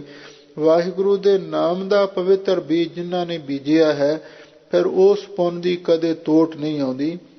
ਗੁਰਸਿੱਖਾਂ ਮਨ ਵਧਾਈਆਂ, ਜਨ ਮੇਰਾ ਸਤਿਗੁਰੂ ਡਿਠਾ ਰਾਮ ਰਾਜੇ। ਧੰਨ ਗੁਰੂ ਰਾਮਦਾਸ ਮਹਾਰਾਜ ਸੱਚੇ ਪਾਤਸ਼ਾਹ ਫਰਮਾਉਂਦੇ ਨੇ, ਰਾਮ ਰਾਜੇ ਹੇ ਭਾਈ, ਉਹਨਾਂ ਗੁਰਸਿੱਖਾਂ ਦੇ ਮਨ ਦੇ ਵਿੱਚ ਵਧਾਈਆਂ, ਹਮੇਸ਼ਾ ਲਈ ਵਧਾਈਆਂ, ਖੁਸ਼ੀਆਂ ਪ੍ਰਗਟ ਹੋ ਗਈਆਂ ਨੇ, ਜਿਨ੍ਹਾਂ ਨੇ ਮੇਰੇ ਸਤਿਗੁਰੂ ਦੇ ਜਾ ਕੇ ਦਰਸ਼ਨ ਦੀਦਾਰ ਕਰ ਲਏ। ਕੋਈ ਕਰ ਗੱਲ ਸੁਣਾਵੇ ਹਰ ਨਾਮ ਕੀ, ਸੋ ਲੱਗੈ ਗੁਰਸਿੱਖਾਂ ਮਨ ਮਿੱਠਾ। ਲੋ ਹਜ਼ੂਰ ਕਹਿੰਦੇ ਨੇ, ਜੇ ਕੋਈ ਵੀ ਗੁਰਮੁਖ ਪਿਆਰਾ ਉਹਨਾਂ ਗੁਰਸਿੱਖਾਂ ਨੂੰ ਵਾਹਿਗੁਰੂ ਦੇ ਨਾਮ ਦੀ ਕੋਈ ਗੱਲ ਸੁਣਾਵੇ, ਕੋਈ ਗੁਰੂ ਦੀ ਗੱਲ ਸੁਣਾਵੇ, ਕੋਈ ਬਾਣੀ ਦੀ ਗੱਲ ਸੁਣਾਵੇ, ਕੋਈ ਨਾਮ ਦੀ ਗੱਲ ਸੁਣਾਵੇ, ਸੋ ਲੱਗਿਆ ਗੁਰਸਿੱਖਾਂ ਮਨ ਮਿੱਠਾ। ਵੀ ਉਹ ਗੁਰਸਿੱਖ ਮਾਈ ਭਾਈ ਗੁਰੂ ਦੇ ਸਿੱਖਾਂ ਦੇ ਮਨ ਦੇ ਵਿੱਚ ਬਹੁਤ ਮਿੱਠਾ ਪਿਆਰਾ ਲੱਗਦਾ ਹੈ। ਜਿਹੜਾ ਕੋਈ ਨਾਮ ਦੀ ਗੱਲ ਸੁਣਾਵੇ ਉਹ ਗੁਰਸਿੱਖਾਂ ਦੇ ਮਨ ਨੂੰ ਚੰਗਾ ਲੱਗਦਾ ਹੈ। ਤੇ ਜਿਹੜੇ ਹੋਰ ਦੁਨੀਆਦਾਰ ਲੋਕ ਨੇ ਉਹ ਤੇ ਦੁਨਿਆਵੀ ਗੱਲਾਂ ਸੁਣ ਕੇ ਖੁਸ਼ ਹੁੰਦੇ ਨੇ, ਪਰ ਜਿਹੜਾ ਗੁਰੂ ਦਾ ਸਿੱਖ ਹੈ ਉਹਦਾ ਗੁਰੂ ਨਾਲ ਪਿਆਰ ਹੁੰਦਾ ਹੈ, ਉਹ ਨਾਮ ਦੀ ਗੱਲ ਸੁਣ ਕੇ ਪ੍ਰਸੰਨ ਹੁੰਦਾ ਹੈ। ਹਰ ਦਰਗਾਹ ਗੁਰਸਿੱਖ ਪਹਿਨਾਈ ਹੈ, ਜਿੰਨਾ ਮੇਰਾ ਸਤਿਗੁਰ ਤੁਠਾ। ਹਜ਼ੂਰ ਫਰਮਾਉਂਦੇ ਨੇ ਵੀ ਉਸ ਗੁਰਸਿੱਖ ਨੂੰ ਵਾਹਿਗੁਰੂ ਦੀ ਦਰਗਾਹ ਦੇ ਵਿੱਚ ਵੀ ਪਹਿਨਾਇਆ ਜਾਂਦਾ ਹੈ, ਸਨਮਾਨਿਆ ਜਾਂਦਾ ਹੈ, ਸਰੋਪਾਵ ਦੇ ਕੇ ਨਵਾਜਿਆ ਜਾਂਦਾ ਹੈ। ਜਿੰਨਾ ਮੇਰਾ ਸਤਿਗੁਰ ਤੁਠਾ, ਜਿਨ੍ਹਾਂ ਤੇ ਮੇਰਾ ਸਤਿਗੁਰੂ ਤੁਠਿਆ ਹੈ, ਪ੍ਰਸੰਨ ਹੋਇਆ ਹੈ। ਜਨ ਨਾਨਕ ਹਰ ਹਰ ਹੋਇਆ, ਹਰ ਹਰ ਮਨ ਬੁਠਾ। ਧੰਨ ਗੁਰੂ ਰਾਮਦਾਸ ਮਹਾਰਾਜ ਸੱਚੇ ਪਾਤਸ਼ਾਹ ਫਰਮਾਉਂਦੇ ਨੇ ਭਈ ਦਾਸ ਨਾਨਕ ਹਰ ਹਰ ਹੋਇਆ, ਬਈ ਹਰੀ ਹਰ ਦਾ ਰੂਪ ਹੀ ਹੋ ਗਿਆ। ਕਿਉਂ? ਹਰ ਹਰ ਮਨ ਬੁੱਠਾ। ਉਹ ਅਕਾਲ ਪੁਰਖ ਵਾਹਿਗੁਰੂ ਨਾਮ ਦਾ ਸਦਕਾ ਆਪ ਆ ਕੇ ਮਨ ਵਿੱਚ ਵਸ ਗਿਆ। ਤੇ ਜਦੋਂ ਅਕਾਲ ਪੁਰਖ ਵਾਹਿਗੁਰੂ ਆਪ ਆ ਕੇ ਮਨ ਵਿੱਚ ਵਸ ਜਾਂਦਾ ਹੈ ਤੇ ਫਿਰ ਜਿਹਦੇ ਹਿਰਦੇ ਵਿੱਚ ਵਸ ਜਾਵੇ ਉਹ ਵਾਹਿਗੁਰੂ ਦਾ ਰੂਪ ਹੋ ਜਾਂਦਾ ਹੈ। ਕਿੱਥੋਂ ਉਪਜੈ ਕਹਿ ਰਹਿ ਕਹਿ ਮਾਇ ਸਮਾਵੈ, ਜੀ ਜੰਤ ਸਭ ਖਸਮ ਕੇ ਕੌਣ ਕੀਮਤ ਪਾਵੇ। ਇਹ ਸਾਰੇ ਜੀਵ ਜੰਤ ਉਸ ਵਾਹਿਗੁਰੂ ਤੋਂ ਪੈਦਾ ਹੋਏ ਨੇ ਤੇ ਆਖਰ ਉਹਦੇ ਵਿੱਚ ਹੀ ਜਾ ਕੇ ਲੀਨ ਹੁੰਦੇ ਹਨ। ਆਸਾ ਮਹੱਲਾ ਚੌਥਾ। ਜਿੰਨਾ ਭੇਟਿਆ ਮੇਰਾ ਪੂਰਾ ਸਤਿਗੁਰੂ, ਤਿਨ ਹਰ ਨਾਮ ਦਰੜਾਵੇ ਰਾਮ ਰਾਜੇ। ਧੰਨ ਗੁਰੂ ਰਾਮਦਾਸ ਮਹਾਰਾਜ ਸੱਚੇ ਪਾਤਸ਼ਾਹ ਅੱਗੇ ਗੁਰਸਿੱਖਾਂ ਨੇ ਸਤਿਗੁਰੂ ਦੇ ਚਰਨਾਂ ਵਿੱਚ ਬੇਨਤੀ ਕੀਤੀ, ਸੱਚੇ ਪਾਤਸ਼ਾਹ ਕਿਰਪਾ ਕਰੋ, ਸਾਨੂੰ ਇਹ ਦੱਸੋ ਵੀ ਨਾਮ ਕਿਵੇਂ ਮਨ ਵਿੱਚ ਦ੍ਰਿੜ ਹੋ ਸਕਦਾ ਹੈ ਤੇ ਆਸਾ ਤ੍ਰਿਸ਼ਨਾ ਦੀ ਭੁੱਖ ਕਿਵੇਂ ਦੂਰ ਹੋ ਸਕਦੀ ਹੈ, ਅਸੀਂ ਜਮਾ ਤੋਂ ਕਿਵੇਂ ਬਚ ਸਕਦੇ ਹਾਂ ਤੇ ਹਰ ਵੇਲੇ ਸਾਡੀ ਵਾਹਿਗੁਰੂ ਦੇ ਚਰਨਾਂ ਦੇ ਵਿੱਚ ਨਾਮ ਦੇ ਵਿੱਚ ਪ੍ਰੀਤੀ ਕਿਵੇਂ ਲੱਗ ਸਕਦੀ ਹੈ। ਤਾਂ ਸਾਹਿਬ ਸਤਿਗੁਰੂ ਸੱਚੇ ਪਾਤਸ਼ਾਹ ਨੇ ਇਹ ਅੱਗੇ 6ਵਾਂ ਸ਼ੰਤ ਉਚਾਰਨ ਕੀਤਾ। ਜਿੰਨਾ ਭੇਟਿਆ ਮੇਰਾ ਪੂਰਾ ਸਤਿਗੁਰੂ, ਤਿਨ ਹਰ ਨਾਮ ਦ੍ਰਿੜਾਵੇ ਰਾਮ ਰਾਜੇ। ਹੇ ਭਾਈ ਰਾਮ ਰਾਜੇ, ਹੇ ਭਾਈ ਜਿਨ੍ਹਾਂ ਨੂੰ ਮੇਰਾ ਪੂਰਾ ਸਤਿਗੁਰੂ ਮਿਲਿਆ ਹੈ ਤੇ ਬਈ ਉਹਨਾਂ ਨੂੰ ਉਹ ਵਾਹਿਗੁਰੂ ਦਾ ਨਾਮ ਦ੍ਰਿੜ ਕਰਵਾ ਦਿੰਦਾ। ਭਾਵ ਨਾਮ ਦੀ ਦਾਤ ਪੂਰੇ ਗੁਰੂ ਤੋਂ ਹੀ ਪ੍ਰਾਪਤ ਹੁੰਦੀ ਹੈ। ਗੁਰੂ ਦੀ ਕਿਰਪਾ ਨਾਲ ਹੀ ਨਾਮ ਹਿਰਦੇ ਵਿੱਚ ਦ੍ਰਿੜ ਹੁੰਦਾ, ਹਿਰਦੇ ਵਿੱਚ ਨਾਮ ਵਸਦਾ ਹੈ। ਤਿਸ ਕੀ ਤ੍ਰਿਸ਼ਨਾ ਭੁਖ ਸਭ ਉਤਰੈ, ਜੋ ਹਰ ਨਾਮ ਤੇ ਆਵੈ। ਹਜ਼ੂਰ ਕਹਿੰਦੇ ਜੋ ਜੋ ਗੁਰਸਿੱਖ ਮਾਈ ਪਾਈ ਵਾਹਿਗੁਰੂ ਦੇ ਨਾਮ ਨੂੰ ਧਿਆਉਂਦਾ ਹੈ, ਫਿਰ ਉਸ ਦੀ ਸਾਰੀ ਤ੍ਰਿਸ਼ਨਾ ਦੀ ਭੁੱਖ ਵੀ ਦੂਰ ਹੋ ਜਾਂਦੀ ਹੈ। ਆਸਾ ਤ੍ਰਿਸ਼ਨਾ ਦੀ ਭੁੱਖ ਪਿਆਸ ਸਾਰੀ ਉਹਦੀ ਲਹਿ ਜਾਂਦੀ ਹੈ ਜੋ ਵਾਹਿਗੁਰੂ ਦੇ ਨਾਮ ਨੂੰ ਧਿਆਉਂਦਾ ਹੈ। ਜਿਵੇਂ ਧੰਨ ਗੁਰੂ ਅਮਰਦਾਸ ਮਹਾਰਾਜ ਨੇ ਫਰਮਾਇਆ, ਸਾਚਾ ਨਾਮ ਮੇਰਾ ਆਧਾਰੋ, ਸਾਚ ਨਾਮ ਆਧਾਰ ਮੇਰਾ, ਜਿਨ ਭੁੱਖਾਂ ਸਭ ਗਵਾਈਆਂ, ਕਰ ਸ਼ਾਂਤ ਸੁਖ ਮਨ ਆਏ ਵਸਿਆ। ਇਹ ਨਾਮ ਦੀ ਮਹਿਮਾ ਹੈ। ਜਿਨ ਇੱਛਾ ਸਭ ਪੁਜਾਈਆਂ ਤੇ ਸਭ ਇੱਛਾ ਵੀ ਪੂਰਨ ਕਰ ਦਿੱਤੀਆਂ। ਹਜ਼ੂਰ ਕਹਿੰਦੇ ਨੇ ਵੀ ਜੋ ਵਾਹਿਗੁਰੂ ਦੇ ਨਾਮ ਨੂੰ ਧਿਆਉਂਦਾ ਉਹਦੀ ਸਾਰੀ ਆਸਾ ਤ੍ਰਿਸ਼ਨਾ ਦੀ ਭੁੱਖ ਲੈ ਜਾਂਦੀ ਹੈ। ਜੋ ਹਰ ਹਰ ਨਾਮ ਤੇ ਆਇਂਦੇ ਤਿਨ ਜਮ ਨੇੜ ਨਾ ਆਵੈ। ਜੋ ਗੁਰਸਿੱਖ ਮਾਈ ਪਾਈ ਹਰ ਵੇਲੇ ਵਾਹਿਗੁਰੂ ਵਾਹਿਗੁਰੂ ਵਾਹਿਗੁਰੂ ਵਾਹਿਗੁਰੂ ਨਾਮ ਨੂੰ ਧਿਆਉਂਦੇ ਹਨ, ਵੀ ਉਹਨਾਂ ਦੇ ਨੇੜੇ ਜਮਦੂਤ ਵੀ ਨਹੀਂ ਆ ਸਕਦਾ। ਜਮ ਕੰਕਰ ਨੇੜ ਨਾ ਆਇਆ, ਸੁਖ ਨਾਨਕ ਸਰਣੀ ਪਾਇਆ। ਜਿੱਥੇ ਨਾਮ ਹੈ ਉੱਥੇ ਜਮਦੂਤ ਨੇੜੇ ਨਹੀਂ ਆ ਸਕਦਾ। ਜਨ ਨਾਨਕ ਹਰ ਕਿਰਪਾ ਕਰ, ਨਿਤ ਜਪੈ ਹਰ ਨਾਮ ਤਰਾਵੈ। ਧੰਨ ਗੁਰੂ ਰਾਮਦਾਸ ਮਹਾਰਾਜ ਸੱਚੇ ਪਾਤਸ਼ਾਹ ਅਕਾਲ ਪੁਰਖ ਦੇ ਚਰਨਾਂ ਵਿੱਚ ਅਰਦਾਸ ਬੇਨਤੀ ਕਰਦੇ ਨੇ, ਜਨ ਨਾਨਕ ਹਰ ਕਿਰਪਾ ਕਰ, ਵੀ ਸਾਡੇ ਦਾਸਾਂ ਤੇ ਵਾਹਿਗੁਰੂ ਕਿਰਪਾ ਕਰ। ਨਿਤ ਜਪੈ ਹਰ ਨਾਮ, ਇਹ ਤੁਹਾਡਾ ਦਾਸ ਹਰ ਵੇਲੇ ਆਪ ਜੀ ਦਾ ਨਾਮ ਜਪਦਾ ਰਵੇ। ਹਰ ਨਾਮ ਤਰਾਵੈ, ਕਿਉਂਕਿ ਵਾਹਿਗੁਰੂ ਦਾ ਨਾਮ ਹੀ ਅੱਗੇ ਮੈਨੂੰ ਭਵ ਸਾਗਰ ਤੋਂ ਪਾਰ ਕਰ ਸਕਦਾ ਹੈ। ਜਿਨੀ ਗੁਰਮੁਖ ਨਾਮ ਤੇ ਆਇਆ, ਤਿਨਾ ਫਿਰ ਬਿਘਨ ਨਾ ਹੋਈ ਰਾਮ ਰਾਜੇ। ਹੁਣ ਸਤਿਗੁਰੂ ਰਾਮਦਾਸ ਮਹਾਰਾਜ ਦੇ ਚਰਨਾਂ ਵਿੱਚ ਫਿਰ ਗੁਰਸਿੱਖਾਂ ਨੇ ਬੇਨਤੀ ਕੀਤੀ, ਸੱਚੇ ਪਾਤਸ਼ਾਹ ਕੋਈ ਆਪ ਇਹੋ ਜਿਹਾ ਕੋਈ ਫਾਰਮੂਲਾ ਦੱਸੋ ਜਿਸ ਦੇ ਕਾਰਨ ਕੋਈ ਵਿਘਨ ਨਾ ਪਵੇ, ਕਿਉਂਕਿ ਅਸੀਂ ਦੁਨਿਆਵੀ ਕੰਮ ਵੀ ਕਰਦੇ ਹਾਂ, ਕੋਈ ਧਾਰਮਿਕ ਕੰਮ ਵੀ ਕਰਦੇ ਹਾਂ, ਉਹਦੇ ਵਿੱਚ ਕੋਈ ਨਾ ਕੋਈ ਵਿਘਨ ਪੈਂਦਾ ਰਹਿੰਦਾ। ਤੇ ਮਹਾਰਾਜ ਇਹ ਵੀ ਕਿਰਪਾ ਕਰਕੇ ਦੱਸੋ ਵੀ ਸਾਡੀ ਸੰਸਾਰ ਦੇ ਵਿੱਚ ਪੂਜਾ ਮਾਨਤਾ ਕਿਵੇਂ ਹੋ ਸਕਦੀ ਹੈ, ਤੇ ਨਾਲ ਇਹ ਵੀ ਕਿਰਪਾ ਕਰਕੇ ਦੱਸੋ ਸਾਨੂੰ ਸदैवी ਸੁੱਖ ਕਿਵੇਂ ਮਿਲ ਸਕਦਾ ਹੈ, ਤੇ ਸਾਨੂੰ ਪਰਮੇਸ਼ਰ ਦੀ ਪ੍ਰਾਪਤੀ ਕਿਵੇਂ ਹੋ ਸਕਦੀ ਹੈ। ਲਓ ਹੁਣ ਇਹਨਾਂ 4 ਪ੍ਰਸ਼ਨਾਂ ਦਾ ਉੱਤਰ ਸਤਿਗੁਰੂ ਮਹਾਰਾਜ ਅਗਲੇ ਅੰਕ ਵਿੱਚ ਬਖਸ਼ਿਸ਼ ਕਰਦੇ ਹਨ। ਜਿਨੀ ਗੁਰਮੁਖ ਨਾਮ ਤੇ ਆਇਆ, ਤਿਨਾ ਫਿਰ ਬਿਘਨ ਨਾ ਹੋਈ ਰਾਮ ਰਾਜੇ। ਰਾਮ ਰਾਜੇ ਹੈ ਭਾਈ, ਜਿਨ੍ਹਾਂ ਨੇ ਗੁਰੂ ਦੁਆਰਾ ਗੁਰਮੁਖ ਬਣ ਕੇ ਨਾਮ ਨੂੰ ਧਿਆਇਆ ਹੈ, ਉਹਨਾਂ ਨੂੰ ਫਿਰ ਕੋਈ ਕਿਸੇ ਕਿਸਮ ਦਾ ਵਿਘਨ ਨਹੀਂ ਹੁੰਦਾ, ਕੋਈ ਕਿਸੇ ਕਿਸਮ ਦੀ ਰੁਕਾਵਟ ਨਹੀਂ ਪੈਂਦੀ। ਚਾਹੇ ਕੋਈ ਵੀ ਕਾਰਜ ਕਰਦੇ ਨੇ, ਜਿਹੜੇ ਗੁਰੂ ਦੁਆਰਾ ਸਿਮਰਨ ਕਰਦੇ ਰਹਿੰਦੇ ਨੇ, ਫਿਰ ਉਹ ਵਿਘਨ ਆਪਣੇ ਆਪ ਹੀ ਦੂਰ ਹੋ ਜਾਂਦੇ ਹਨ। ਜਿਨੀ ਸਤਿਗੁਰ ਪੁਰਖ ਮਨਾਇਆ, ਤਿਨ ਪੂਜੇ ਸਭ ਕੋਈ। ਫਿਰ ਮਹਾਰਾਜ ਸਾਡੀ ਸੰਸਾਰ ਦੇ ਵਿੱਚ ਪੂਜਾ ਪ੍ਰਤਿਸ਼ਠਾ ਕਿਵੇਂ ਹੋ ਸਕਦੀ ਹੈ। ਹਜ਼ੂਰ ਕਹਿੰਦੇ ਜਿਨ੍ਹਾਂ ਨੇ ਪੂਰਨ ਤੇ ਸੱਚੇ ਸਤਿਗੁਰੂ ਨੂੰ ਮਨਾਇਆ, ਪ੍ਰਸੰਨ ਕੀਤਾ, ਤਿਨ ਪੂਜੇ ਸਭ ਕੋਈ। ਫਿਰ ਬਈ ਸਭ ਕੋਈ ਭਾਵ ਸਾਰੇ ਲੋਕ ਉਹਦੀ ਪੂਜਾ ਕਰਨ ਲੱਗ ਜਾਂਦੇ ਨੇ। ਜਿਹੜਾ ਸਤਿਗੁਰੂ ਨੂੰ ਪ੍ਰਸੰਨ ਕਰ ਲਵੇ, ਫਿਰ ਉਹਦਾ ਸੰਸਾਰ ਦੇ ਵਿੱਚ ਸਤਿਕਾਰ ਹੋਣ ਲੱਗ ਜਾਂਦਾ ਹੈ। ਜਿਨੀ ਸਤਿਗੁਰ ਪਿਆਰਾ ਸੇਵਿਆ, ਤਿੰਨਾ ਸੁਖ ਸਦ ਹੋਏ। ਸदैवी ਸੁਖ ਕਿਵੇਂ ਪ੍ਰਾਪਤ ਹੋ ਸਕਦਾ? ਜਿਨ੍ਹਾਂ ਨੇ ਵੀ ਪਿਆਰਾ ਸਤਿਗੁਰੂ ਸੇਵਿਆ ਹੈ, ਜਿਨ੍ਹਾਂ ਨੇ ਪਿਆਰੇ ਸਤਿਗੁਰੂ ਦੀ ਸੇਵਾ ਕੀਤੀ ਹੈ, ਤਨ ਦੇ ਨਾਲ, ਮਨ ਦੇ ਨਾਲ, ਧਨ ਦੇ ਨਾਲ, ਤਿੰਨਾ ਸੁਖ ਸਦ ਹੋਈ। ਫਿਰ ਉਹਨਾਂ ਨੂੰ ਹਮੇਸ਼ਾ ਲਈ ਸੁਖ ਪ੍ਰਾਪਤ ਹੋ ਗਿਆ। ਜਿਨ੍ਹਾਂ ਨਾਨਕ ਸਤਿਗੁਰ ਭੇਟਿਆ, ਤਿੰਨਾ ਮਿਲਿਆ ਹਰ ਸੋਈ। ਧੰਨ ਗੁਰੂ ਰਾਮਦਾਸ ਮਹਾਰਾਜ ਸੱਚੇ ਪਾਤਸ਼ਾਹ ਫਰਮਾਉਂਦੇ ਨੇ, ਜਿਨ੍ਹਾਂ ਨੂੰ ਧੰਨ ਗੁਰੂ ਨਾਨਕ ਤੇ ਮਹਾਰਾਜ ਸੱਚੇ ਪਾਤਸ਼ਾਹ ਮਿਲੇ ਨੇ, ਜਿਨ੍ਹਾਂ ਨਾਨਕ ਸਤਿਗੁਰ ਭੇਟਿਆ। ਵੀ ਇੱਥੇ ਵੀ ਜਿਨ੍ਹਾਂ ਨੂੰ ਧੰਨ ਗੁਰੂ ਨਾਨਕ ਤੇ ਮਹਾਰਾਜ ਸੱਚੇ ਪਾਤਸ਼ਾਹ ਮਿਲੇ ਨੇ, ਇਹ ਉਹਨਾਂ ਦੇ ਬਾਰੇ ਹੀ ਇਹ ਸ਼ਬਦ ਆਖੇ ਨੇ, ਤਿੰਨਾ ਮਿਲਿਆ ਹਰ ਸੋਈ। ਬਈ ਉਹਨਾਂ ਨੂੰ ਫਿਰ ਪਰਮੇਸ਼ਰ ਵੀ ਮਿਲ ਗਿਆ। ਜਿਨ੍ਹਾਂ ਨੂੰ ਧੰਨ ਗੁਰੂ ਨਾਨਕ ਤੇ ਮਹਾਰਾਜ ਸੱਚੇ ਪਾਤਸ਼ਾਹ ਵਰਗੇ ਸੱਚੇ ਸਤਿਗੁਰੂ ਮਿਲ ਗਏ, ਤੇ ਉਹਨਾਂ ਨੂੰ ਪਰਮੇਸ਼ਰ ਮਿਲ ਗਿਆ।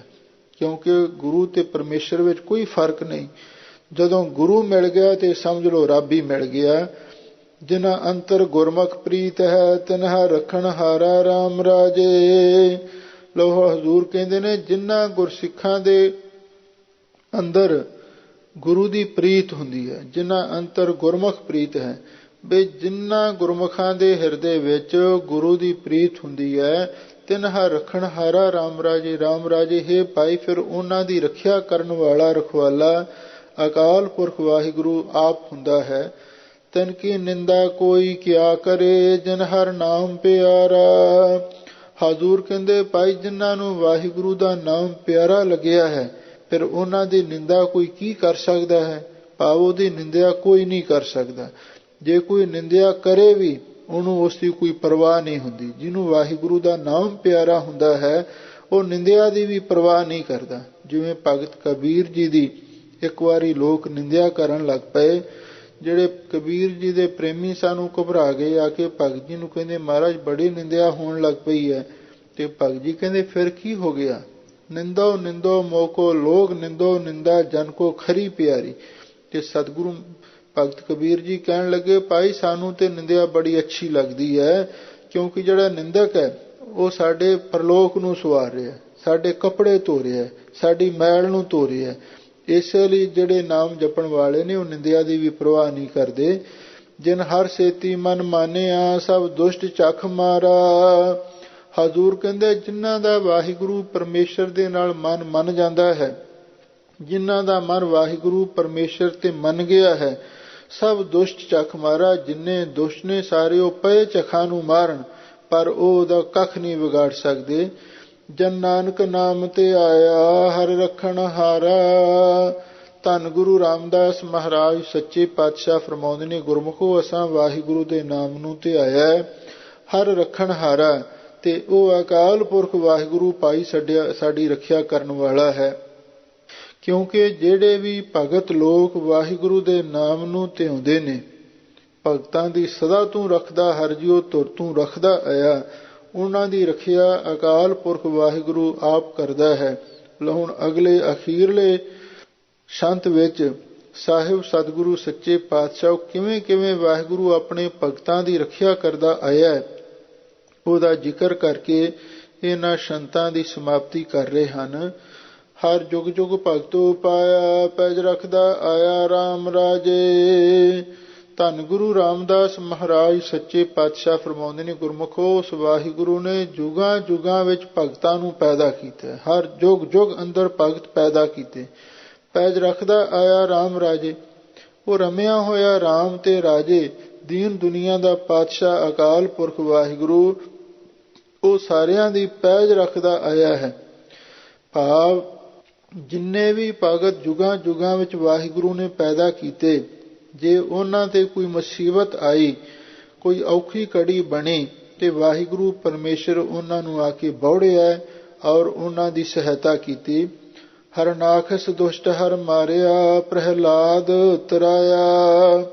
ਹਜ਼ੂਰ ਫਰਮਾਉਂਦੇ ਨੇ, ਵੇਖ ਲਓ ਵੀ ਹਰਨਾਖਸ ਬੜਾ ਦੁਸ਼ਟ ਆਦਮੀ ਸੀ, ਉਹਦਾ ਪੁੱਤਰ ਸੀ ਪ੍ਰਹਿਲਾਦ, ਉਹ ਇੱਕ ਬਹੁਤ ਵੱਡਾ ਭਗਤ ਸੀ। ਤੇ ਜਿਹੜਾ ਹਰਨਾਖਸ ਸੀ ਉਹ ਨਾਸਤਕ ਰਾਜਾ ਸੀ, ਤੇ ਜਿਹੜਾ ਉਹਦਾ ਪੁੱਤਰ ਪ੍ਰਹਿਲਾਦ ਸੀ ਉਹ ਇੱਕ ਉੱਚ ਕੋਟੀ ਦਾ ਭਗਤ ਸੀ। ਤੇ ਜਦੋਂ ਪ੍ਰਹਿਲਾਦ ਛੋਟੀ ਉਮਰੇ ਭਗਤੀ ਕਰਨ ਲੱਗਿਆ, ਉਹਦੇ ਪਿਤਾ ਨੇ ਉਸ ਨੂੰ ਰੋਕਿਆ, ਕਹਿਣ ਲੱਗਾ, ਤੂੰ ਮੇਰੇ ਘਰ ਵਿੱਚ ਪੈਦਾ ਹੋ ਕੇ ਰੱਬ ਦੀ ਭਗਤੀ ਨਹੀਂ ਕਰ ਸਕਦਾ, ਰੱਬ ਦਾ ਨਾਮ ਨਹੀਂ ਚੇਤੇ ਕਰ ਸਕਦਾ। ਉਹ ਕਹਿੰਦਾ, ਨਹੀਂ ਮੈਂ ਤੇ ਕਰਾਂਗਾ। ਡਰਾਬੇ ਦਿੱਤੇ ਗਏ ਅਤੇ ਉਹਨੂੰ ਕਮਰੇ ਵਿੱਚ ਬੰਦ ਕੀਤਾ ਗਿਆ, ਭੁੱਖਾ ਪਿਆਸਾ ਰੱਖਿਆ ਗਿਆ। ਅਖੀਰ ਦੇ ਉੱਤੇ ਗੈਰਤਾਰ ਜਲ ਜਵਾਲਾ ਪੈ ਰੱਖਿਓ, ਪਹਾੜ ਤੋਂ ਹੇਠਾਂ ਵੀ ਸੁੱਟਿਆ, ਪਾਣੀ ਵਿੱਚ ਵੀ ਡੋਬਿਆ ਅਤੇ ਅੱਗ ਵਿੱਚ ਵੀ ਸਾੜਨ ਦਾ ਯਤਨ ਕੀਤਾ। ਰਾਜਾ ਰਾਮ ਮਾਇਆ ਫੇਰੀ, ਪਰ ਵਾਹਿਗੁਰੂ ਨੇ ਪ੍ਰਕਿਰਤੀ ਦਾ ਸੁਭਾਅ ਬਦਲ ਦਿੱਤਾ। ਜਿਹੜਾ ਪਹਾੜ ਸੀ ਉਹ ਵੀ ਸਪੰਜ ਦੇ ਗੱਦਿਆਂ ਵਾਂਗੂ, ਰੂੰ ਦੇ ਗੋੜਿਆਂ ਵਾਂਗੂ ਨਰਮ ਹੋ ਗਿਆ, ਔਰ ਜਿਹੜਾ ਪਾਣੀ ਸੀ ਉਹ ਵੀ ਡੋਬ ਨਾ ਸਕਿਆ। ਅੱਗ ਵੀ ਸ਼ਾਂਤ ਹੋ ਗਈ, ਕਿਉਂਕਿ ਭਗਤ ਦੀ ਰੱਖਿਆ ਵਾਹਿਗੁਰੂ ਪਰਮੇਸ਼ਰ ਆਪ ਕਰ ਰਿਹਾ ਸੀ। ਤੇ ਅਖੀਰ ਦੇ ਉੱਤੇ ਇੱਕ ਲੋਹੇ ਦੇ ਥੰਮ ਨੂੰ ਲਾਲ ਕਰਕੇ ਹਰਨਾਖਸ਼ ਕਹਿਣ ਲੱਗਾ, ਅੱਛਾ ਹੋਰ ਤਾਂ ਤੂੰ ਪਤਾ ਨਹੀਂ ਕਿਵੇਂ ਕੋਈ ਜਾਦੂ ਟੂਣਾ ਕਰਕੇ ਹੋਰ ਦੇ ਹੱਥੋਂ ਬਚਦਾ ਰਿਹਾ ਹੈ, ਪਰ ਅੱਜ ਮੇਰੇ ਹੱਥੋਂ ਤੂੰ ਬਚ ਨਹੀਂ ਸਕੇਗਾ। ਦੱਸ ਤੇਰਾ ਰੱਬ ਕਿੱਥੇ ਹੈ? ਉਹ ਕਹਿੰਦਾ, ਰੱਬ ਸਭ ਥਾਵਾਂ ਦੇ ਵਿੱਚ ਹੀ ਹੈ, ਸਭ ਥਾਵਾਂ ਤੇ ਹੀ ਹੈ। ਆ ਜੋ ਮੂਹਰੇ ਅੱਗ ਨਾਲ ਲਾਲ ਥੰਮ ਵੇਖ ਰਿਹਾ, ਵੇਖ ਰਿਹਾ ਨਾ, ਹਾਂ ਮੈਂ ਦੇਖ ਰਿਹਾ ਹਾਂ। ਕਹਿੰਦੇ ਚੰਗਾ ਜੇ ਤੇਰਾ ਰੱਬ ਹੈ ਤੇ ਤੂੰ ਇਹਨੂੰ ਜੱਫੀ ਪਾ, ਮੈਂ ਦੇਖਾਂਗਾ ਤੈਨੂੰ ਕਿਵੇਂ ਸੜਨ ਤੋਂ ਬਚਾਵੇਗਾ। ਕਹਿੰਦੇ ਨੇ ਪਹਿਲਾਂ ਤੇ ਪ੍ਰਹਿਲਾਦ ਦਾ ਥੋੜਾ ਜਿਹਾ ਮਨ ਡੋਲਿਆ, ਪਰ ਕਹਿੰਦੇ ਨੇ ਫਿਰ ਇੱਕ ਕੀੜੀ ਦਾ ਰੂਪ ਧਾਰਨ ਕਰਕੇ ਵਾਹਿਗੁਰੂ ਨੇ ਦਿਖਾਈ ਦਿੱਤੀ। ਉਹ ਲਾਲ ਥੰਮ ਦੇ ਉੱਤੇ ਤੁਰੀ ਜਾ ਰਹੀ ਸੀ, ਉਹਨੂੰ ਭੋਰਾ ਵੀ ਸੇਕ ਨਹੀਂ ਸੀ ਲੱਗ ਰਿਹਾ। ਤੇ ਪ੍ਰਹਿਲਾਦ ਦਾ ਮਨ ਭਰੋਸੇ ਵਿੱਚ ਆਇਆ। ਉਹਨੇ ਹੱਸਦਿਆਂ ਹੱਸਦਿਆਂ ਉਸ ਤਪਦੇ ਥੰਮ ਨੂੰ ਜਾ ਕੇ ਜੱਫੀ ਪਾ ਲਈ ਤੇ ਵਾਹਿਗੁਰੂ ਪਰਮੇਸ਼ਰ ਨੇ ਉਹਦੀ ਰੱਖਿਆ ਕੀਤੀ। ਤੇ ਇਹ ਹਰਨਾਕਸ਼ ਇਸ ਕੌਤਕ ਨੂੰ ਵੇਖ ਕੇ ਬੜਾ ਹੈਰਾਨ ਤੇ ਪਰੇਸ਼ਾਨ ਹੋਇਆ। ਕਹਿੰਦਾ ਵੀ ਹੈ, ਇਹਨੂੰ ਇਸ ਤਪਦੇ ਥੰਮ ਨੇ ਵੀ ਨਹੀਂ ਸਾੜਿਆ।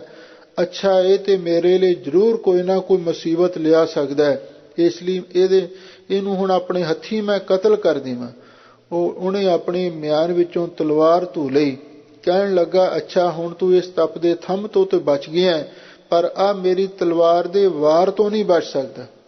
ਤੇ ਪ੍ਰਹਿਲਾਦ ਕਹਿਣ ਲੱਗਾ, ਪਿਤਾ ਜੀ ਜੇ ਵਾਹਿਗੁਰੂ ਨੇ ਬਚਾਉਣਾ ਹੈ ਉਹ ਬਚਾ ਸਕਦਾ, ਜਿਸ ਦਾ ਸਾਹਿਬ ਡਾਢਾ ਹੋਏ ਤੇ ਉਸ ਨੂੰ ਮਾਰ ਨਾ ਸਕੇ ਕੋਈ। ਆਖੀਰ ਵਾਹਿਗੁਰੂ ਨੇ ਪ੍ਰਹਿਲਾਦ ਦੀ ਰੱਖਿਆ ਕੀਤੀ। ਉਸ ਘਟਨਾ ਦਾ ਗੁਰੂ ਮਹਾਰਾਜ ਸੱਚੇ ਪਾਤਸ਼ਾਹ ਇੱਥੇ ਹਵਾਲਾ ਦਿੰਦੇ ਹਨ। ਹਰਨਾਕਸ਼ ਦੁਸ਼ਟ ਹਰ ਮਾਰਿਆ, ਪ੍ਰਹਿਲਾਦ ਤਰਾਇਆ। ਉਸ ਅਕਾਲ ਪੁਰਖ ਵਾਹਿਗੁਰੂ ਨੇ ਦੁਸ਼ਟ ਹਰਨਾਕਸ਼ ਨੂੰ ਮਾਰਿਆ ਤੇ ਪ੍ਰਹਿਲਾਦ ਨੂੰ ਭਵਸਾਗਰ ਤੋਂ ਪਾਰ ਕੀਤਾ। ਅਹੰਕਾਰੀਆਂ ਨਿੰਦਕਾਂ ਪਿੱਠ ਦੇ ਨਾਮ ਦਿਓ ਮੁਖ ਲਾਇਆ। ਲੋ ਇੱਕ ਹੋਰ ਉਦਾਹਰਨ ਦਿੰਦੇ ਨੇ ਜਿਹੜੀ ਕਲਯੁਗ ਦੀ ਹੈ, ਥੋੜੇ ਸਮੇਂ ਦੀ। ਅਹੰਕਾਰੀਆਂ ਨਿੰਦਕਾਂ ਪਿੱਠ ਦੇ ਨਾਮ ਦਿਓ ਮੁਖ ਲਾਇਆ। ਭਗਤ ਨਾਮਦੇਵ ਜੀ ਇਹ ਵੀ ਇੱਕ ਉੱਚ ਕੋਟੀ ਦੇ ਭਗਤ ਹੋਏ ਨੇ, ਔਰ ਇਹਨਾਂ ਨੇ ਵਾਹਿਗੁਰੂ ਦੀ ਐਸੀ ਭਗਤੀ ਕੀਤੀ। 72 ਵਾਰ ਵਾਹਿਗੁਰੂ ਪਰਮੇਸ਼ਰ ਨੇ ਪ੍ਰਗਟ ਹੋ ਕੇ ਇਹਨਾਂ ਨੂੰ ਦਰਸ਼ਨ ਦਿੱਤੇ। ਤੇ ਫਿਰ ਗੁਰੂ ਨਾਨਕ ਸਾਹਿਬ ਦੀ ਮਿਹਰ ਨਾਲ ਨਰਗੁਣ ਦੇ ਵਿੱਚ ਅਭੇਦ ਹੋ ਗਏ। ਤੇ ਦੱਸਦੇ ਨੇ ਨਾਮਦੇਵ ਜੀ ਇੱਕ ਵਾਰੀ ਮਹਾਰਾਸ਼ਟਰ ਦੇ ਇਲਾਕੇ ਵਿੱਚ ਵਿਚਰ ਰਹੇ ਸਨ। ਉੱਥੇ ਊਂਡਾ ਨਾਮ ਕਰਕੇ ਇੱਕ ਕਸਬਾ ਹੈ। ਉੱਥੇ ਪਾਂਡਵਾਂ ਦੇ ਸਮੇਂ ਦਾ ਬਣਿਆ ਹੋਇਆ ਇੱਕ ਮੰਦਿਰ ਹੈ, ਬਹੁਤ ਵੱਡਾ ਮੰਦਿਰ ਹੈ, ਕਾਲੇ ਪੱਥਰ ਦਾ ਬਣਿਆ ਹੋਇਆ ਹੈ। ਔਰ ਉਸ ਮੰਦਿਰ ਦੇ ਵਿੱਚ ਪੰਡੇ ਆਰਤੀ ਕਰ ਰਹੇ ਸਨ ਤੇ ਭਗਤ ਨਾਮਦੇਵ ਜੀ ਵੀ ਚਲੇ ਗਏ। ਜਦੋਂ ਉਹਨਾਂ ਦੇਖਿਆ ਵੀ ਭਗਤ ਨਾਮਦੇਵ ਇਸ ਮੰਦਿਰ ਦੇ ਵਿੱਚ ਆ ਗਿਆ, ਉਸ ਵੇਲੇ ਜਿਹੜੇ ਬ੍ਰਾਹਮਣ ਲੋਕ ਸਨ ਮੰਦਿਰਾਂ ਦੇ ਵਿੱਚ ਨੀਵੀਂ ਜਾਤ ਵਾਲਿਆਂ ਨੂੰ ਵੜਨ ਨਹੀਂ ਸੀ ਦਿੰਦੇ। ਹੁਣ ਵੀ ਕਈ ਐਸੇ ਹਿੰਦੂ ਧਰਮ ਦੇ ਮੰਦਿਰ ਨੇ ਜਿਹਦੇ ਵਿੱਚ ਨੀਵੀਂ ਜਾਤ ਵਾਲਿਆਂ ਨੂੰ ਨਹੀਂ ਜਾਣ ਦਿੱਤਾ ਜਾਂਦਾ। ਤੇ ਹੁਣ ਉੱਥੇ ਨਾਮਦੇਵ ਜੀ ਨੂੰ ਧੱਕੇ ਮਾਰੇ ਬਾਹਰ ਕੱਢ ਦਿੱਤਾ ਗਿਆ। ਤੇ ਭਗਤ ਨਾਮਦੇਵ ਜੀ ਮੰਦਿਰ ਦੇ ਪਿਛਵਾੜੇ ਜਾ ਕੇ ਬੈਠ ਗਏ ਤੇ ਜਾ ਕੇ ਲੱਗੇ ਵਾਹਿਗੁਰੂ ਪਰਮੇਸ਼ਰ ਦੇ ਨਾਲ ਗਿਲੇ ਸ਼ਿਕਵੇ ਕਰਨ ਕਿ ਇਹ ਵਾਹਿਗੁਰੂ, ਹੀਨੜੀ ਜਾਤ ਮੇਰੀ ਜਾਦਮ ਰਾਇਆ, ਛਿਪੇ ਕੇ ਜਨਮ ਕਾਹੇ ਕੋ ਆਇਆ। ਜੇ ਮੇਰੀ ਜਾਤ ਇੰਨੀ ਮਾੜੀ ਸੀ, ਤੂੰ ਮੈਨੂੰ ਇਸ ਜਾਤ ਵਿੱਚ ਕਿਉਂ ਭੇਜਿਆ। ਤੇ ਵਾਹਿਗੁਰੂ ਪਰਮੇਸ਼ਰ ਨੇ ਪ੍ਰਗਟ ਹੋ ਕੇ ਫਿਰ ਦਰਸ਼ਨ ਦਿੱਤੇ। ਕਹਿਣ ਲੱਗੇ, ਨਾਮਦੇਵ ਦੱਸ ਕੀ ਚਾਹੁੰਦਾ। ਉਹ ਕਹਿੰਦਾ, ਮਹਾਰਾਜ ਇਹਨਾਂ ਪੰਡਿਆਂ ਨੂੰ ਕੁਛ ਨਾ ਕੁਛ ਨਸੀਹਤ ਮਿਲਣੀ ਚਾਹੀਦੀ ਹੈ। ਮੈਂ ਮੰਦਿਰ ਦੇ ਦਰਸ਼ਨ ਕਰਨ ਵਾਸਤੇ ਆਇਆ ਸੀ, ਪਰ ਇਹਨਾਂ ਨੇ ਮੈਨੂੰ ਦਰਸ਼ਨ ਨਹੀਂ ਹੋਣ ਦਿੱਤੇ। ਅੱਛਾ ਤੂੰ ਦਰਸ਼ਨ ਕਰਨੇ ਨੇ, ਲੈ ਮੈਂ ਹੁਣੇ ਦਰਸ਼ਨ ਕਰਵਾ ਦੇਣਾ। ਉਹ ਵਾਹਿਗੁਰੂ ਨੇ ਵੈਰਾਟ ਰੂਪ ਧਾਰਨ ਕਰਕੇ ਫੇਰ ਦਿਆ ਦੇਹਰਾ ਨਾਮੇ ਕੋ ਪੰਡਿਆਂ ਕੋ ਪਿਛਵਾਰ ਲਾ, ਵੀ ਉਸ ਸਾਰੇ ਮੰਦਿਰ ਨੂੰ ਜੱਫੀ ਪਾਈ ਤੇ ਉਸ ਨੂੰ ਜ਼ੋਰ ਦੀ ਘੁਮਾ ਕੇ ਜਿੱਧਰ ਪੰਡੇ ਸਨ ਆਰਤੀ ਕਰਦੇ ਉਸ ਪਾਸੇ ਵੱਲ ਨੂੰ ਉਸ ਦੀ ਪਿੱਠ ਕਰ ਦਿੱਤੀ ਤੇ ਜਿੱਧਰ ਨਾਮਦੇਵ ਜੀ ਬੈਠੇ ਸਨ ਉਸ ਪਾਸੇ ਵੱਲ ਨੂੰ ਮੂੰਹ ਕਰ ਦਿੱਤਾ। ਉਹ ਘਟਨਾ ਜਿਉਂ ਦੀ ਤਿਉਂ ਹੁਣ ਤੱਕ ਉਸੇ ਤਰ੍ਹਾਂ ਹੀ ਸਾਕਾਰ ਵੇਖੀ ਜਾ ਸਕਦੀ ਹੈ। ਬਾਕੀ ਜਿੰਨੇ ਹਿੰਦੂ ਮੰਦਿਰ ਨੇ ਉਹਨਾਂ ਦੇ ਮੂੰਹ ਚੜ੍ਹਦੇ ਵਾਲੇ ਪਾਸੇ ਨੂੰ ਹੁੰਦੇ ਨੇ। ਸਿਰਫ ਇੱਕੋ ਇੱਕ ਦੁਨੀਆ ਵਿੱਚ ਮੰਦਿਰ ਹੈ ਵੀ ਜਿਸ ਦਾ ਮੂੰਹ ਲਹਿੰਦੇ ਵਾਲੇ ਪਾਸੇ ਨੂੰ ਹੋਇਆ ਹੋਇਆ, ਕਿਉਂਕਿ ਭਗਤ ਨਾਮਦੇਵ ਜੀ ਨੂੰ ਇਹ ਕੌਤਕ ਕਰਕੇ ਵਾਹਿਗੁਰੂ ਨੂੰ ਦਿਖਾਉਣਾ ਪਿਆ। ਅਹੰਕਾਰੀਆਂ ਨਿੰਦਕਾਂ ਪਿੱਠ ਦੇ ਜਿਹੜੇ ਵੱਡੇ ਵੱਡੇ ਜਾਤ ਅਭਿਮਾਨੀ ਪੰਡਤ ਸਨ ਤੇ ਭਗਤਾਂ ਦੇ ਨਿੰਦਕ ਸਨ, ਉਹਨਾਂ ਨੂੰ ਵਾਹਿਗੁਰੂ ਪਰਮੇਸ਼ਰ ਨੇ ਪਿੱਠ ਦਿੱਤੀ ਤੇ ਨਾਮਦੇਵ ਮੁਖ ਲਾਇਆ, ਨਾਮਦੇਵ ਨੂੰ ਮੂੰਹ ਲਾਇਆ, ਭਾਵ ਨਾਮਦੇਵ ਦੇ ਨਾਲ ਪਿਆਰ ਕੀਤਾ, ਮੰਦਿਰ ਦਾ ਮੂੰਹ ਉਹਦੇ ਵੱਲ ਕਰ ਦਿੱਤਾ। ਜਨ ਨਾਨਕ ਐਸਾ ਹਰ ਸੇਵਿਆ, ਅੰਤ ਲਏ ਛਡਾਇਆ। ਧੰਨ ਗੁਰੂ ਰਾਮਦਾਸ ਮਹਾਰਾਜ ਸੱਚੇ ਪਾਤਸ਼ਾਹ ਫਰਮਾਉਂਦੇ ਨੇ, ਗੁਰਮੁਖੋ ਮੈਂ ਐਸਾ ਅਕਾਲ ਪੁਰਖ ਹੈ ਜਿਹਦੀ ਸੇਵਾ ਕੀਤੀ ਹੈ। ਜਨ ਨਾਨਕ ਐਸਾ ਹਰ ਸੇਵਿਆ, ਮੈਂ ਐਸੇ ਸਰਬ ਸ਼ਕਤੀਮਾਨ ਅਕਾਲ ਪੁਰਖ ਵਾਹਿਗੁਰੂ ਦੀ ਸੇਵਾ ਕੀਤੀ। ਸੇਵਾ ਕੀ ਹੈ? ਸਿਮਰਨ ਕਰਨਾ। ਅੰਤ ਲੈ ਛਡਾਇਆ ਵੀ ਉਹ ਵਾਹਿਗੁਰੂ ਅੰਤ ਦੇ ਸਮੇਂ ਵੀ ਸਾਨੂੰ ਜਮਾਂ ਤੋਂ ਛਡਾਉਣ ਵਾਲਾ ਹੈ। ਜਿਹੜਾ ਕੋਈ ਉਸ ਵਾਹਿਗੁਰੂ ਦੀ ਸੇਵਾ ਭਗਤੀ ਕਰਦਾ ਹੈ ਉਹ ਵਾਹਿਗੁਰੂ ਅੰਤ ਸਮੇਂ ਜਮਾਂ ਤੋਂ ਛੁਡਾਉਂਦਾ ਹੈ। ਕਿਉਂਕਿ ਸਤਿਗੁਰੂ ਦੇ ਬਚਨ ਹੈ, ਅੰਤ ਕਾਲ ਨਾਰਾਇਣ ਸਿਮਰੈ, ਐਸੀ ਚਿੰਤਾ ਮਹਿ ਜੇ ਮਰੈ, ਬਦਤ ਤੁਰਲੋਚਨ ਤੇਰ ਨਰ ਮੁਕਤਾ, ਪੀਤੰਬਰ ਵਾਂਕੇ ਹਿਰਦੈ ਵਸੈ। ਜਿਹਦੇ ਹਿਰਦੇ ਵਿੱਚ ਨਾਮ ਹੈ ਉਹਦੇ ਨੇੜੇ ਜਮਦੂਤ ਨਹੀਂ ਆ ਸਕਦਾ। ਨਾਮ ਲੈਤ ਸਾਰੇ, ਨਾਮ ਲੈਣ ਦੇ ਨਾਲ ਸਾਰੇ ਜਮਦੂਤ ਵੀ ਨਾਸ ਹੋ ਜਾਂਦੇ ਨੇ। ਸੁਣ ਕੇ ਜਮ ਕੇ ਦੂਤ ਨਾ ਹੀ ਤੇਰਾ ਛੱਡ ਜਾਏ। ਇਸੇ ਲਈ ਸਤਿਗੁਰੂ ਫਰਮਾਉਂਦੇ ਨੇ, ਅਸੀਂ ਐਸੇ ਵਾਹਿਗੁਰੂ ਦੀ ਸੇਵਾ ਕੀਤੀ ਹੈ ਜੋ ਆਂਦੇ ਸਮੇਂ ਸਾਨੂੰ ਜਮਾਂ ਤੋਂ ਵੀ ਛੁਡਾਉਣ ਵਾਲਾ ਹੈ। ਏਕ ਚਿਤ ਜੇ ਇੱਕ ਸ਼ਨ ਧਿਆਇਓ, ਕਾਲ ਫਾਸ ਕੇ ਬੀਚ ਨਾ ਆਇਓ। ਇਹ ਹੈ ਵਾਹਿਗੁਰੂ ਦੇ ਨਾਮ ਦੀ ਸਿਮਰਨ ਦੀ ਮਹਿਮਾ।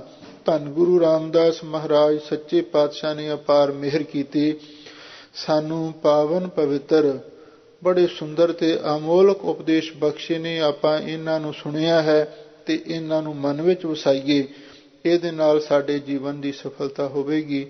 ਸੋ ਸਭ ਸੰਗਤਾਂ ਦਾ ਹਾਰਦਿਕ ਧੰਨਵਾਦ। ਹੋਈਆਂ ਭੁੱਲਾਂ ਚੁੱਕਾਂ ਲਈ ਖਿਮਾ ਕਰਨਾ। ਅਹੰਕਾਰੀਆਂ ਨਿੰਦਕਾਂ ਪੈਠ ਦੇ, ਨਾਮ ਦਿਓ ਮੁਖ ਲਾਇਆ। ਜਨ ਨਾਨਕ ਐਸਾ ਹਰ ਸੇਵਿਆ, ਅੰਤ ਲੈ ਛਡਾਇਆ। ਵਾਹਿਗੁਰੂ ਜੀ ਕਾ ਖਾਲਸਾ, ਵਾਹਿਗੁਰੂ ਜੀ ਕੀ ਫਤਿਹ।